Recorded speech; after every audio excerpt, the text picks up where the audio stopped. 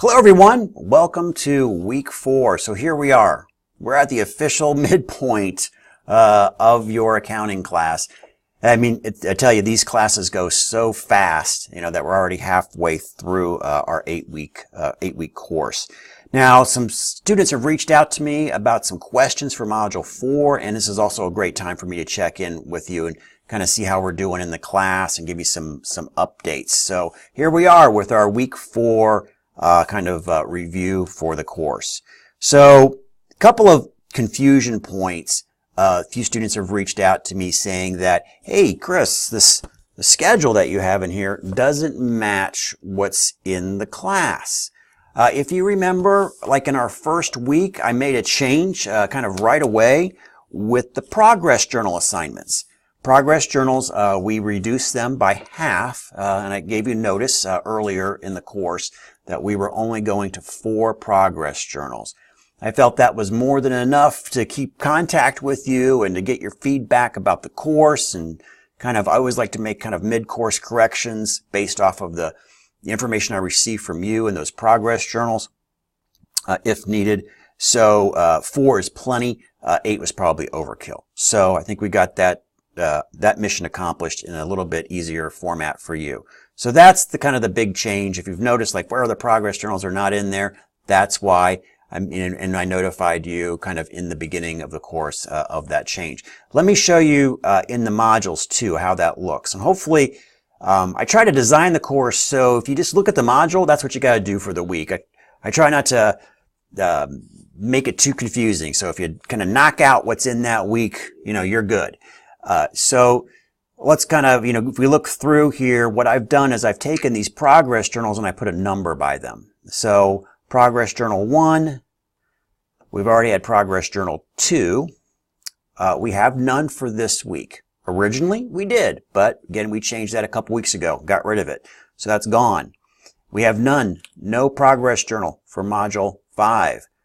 We will do our 3rd progress journal in module 6. And we'll have our 4th and last progress journal in module 8. So all we have left right now in progress journals are modules 6 and 8. So if you want to, you can delete the word progress journal out of the syllabus. So, on those other alternating ones that we're not doing the progress journals, if that helps you. All right, so there's a little bit about the progress journals and the changes there. This week, Module 4, again, halfway point of the course, and we have our midterm. Okay, midterms freak people out, understandably. Let me talk a little bit about the midterm. The midterm will contain, obviously, all the information in modules 1 through 4. The midterm will be very similar in format, hint, hint, hint, to your quizzes. Okay, so make sure you go back and look at your quizzes, look at your quiz questions, see what you got wrong, go from there.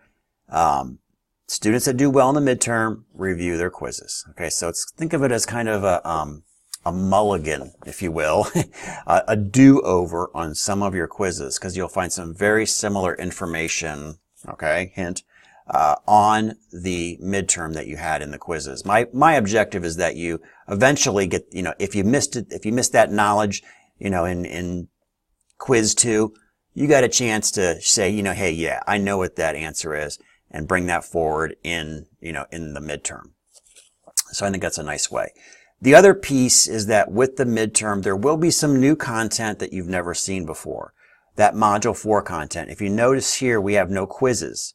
So that Module 4 quiz is really incorporated into the midterm. So keep that in mind as you're, seeing these questions. You're going to see some stuff that you haven't seen, all related to Module 4 and the information in there. So, all right, so we've got that.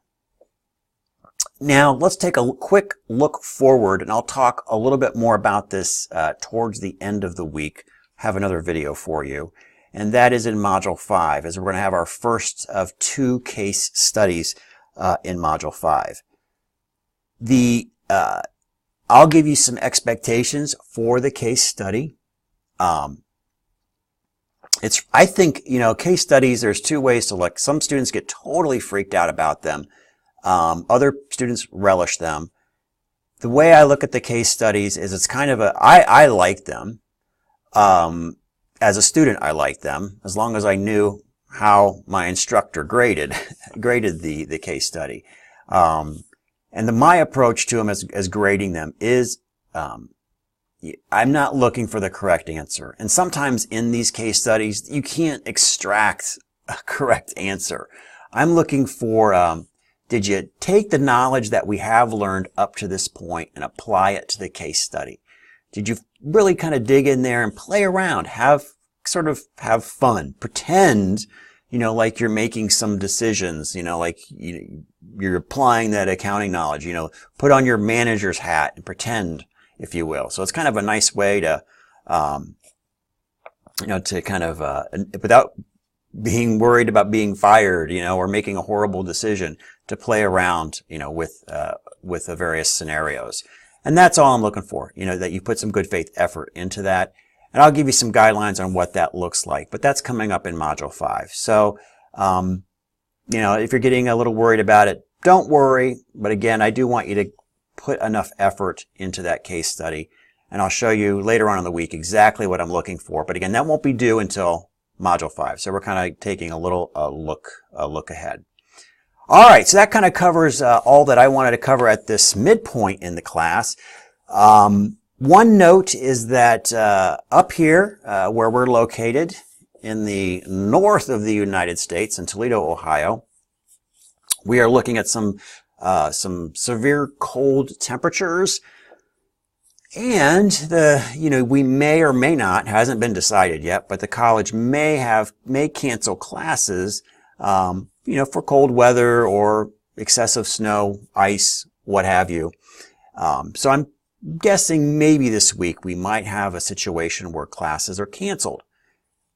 In the online environment, though, classes will not be canceled. So if you see a notification that comes by, it says classes canceled, but it almost always says classes canceled, online courses still continue. So don't, you're probably, oh shoot, you mean I don't get a snow day? No, you don't get a snow day. But even those folks that do get a snow day, well, quite frankly, they got to make it up. So in our case, we're fine. We'll just keep going. We'll stay warm, and if you are in the cold environment, if you're up here in the Midwest, we'll just stay warm in our homes and continue on with our coursework. So there you go. And for those of you that live down south, Texas, California, you can be like, wow, I really feel fortunate I live here. Until you get a hurricane or an earthquake or a brush fire or something like that. So Midwest, not too bad. We get our cold weather, occasional tornado, but other than that, it's pretty easy living up here. So, all right. So everybody who is up in the north, please do stay warm, and everybody stay safe, especially this week. And if you have any questions or concerns, don't hesitate to reach out to me. All right, everybody, have a great week.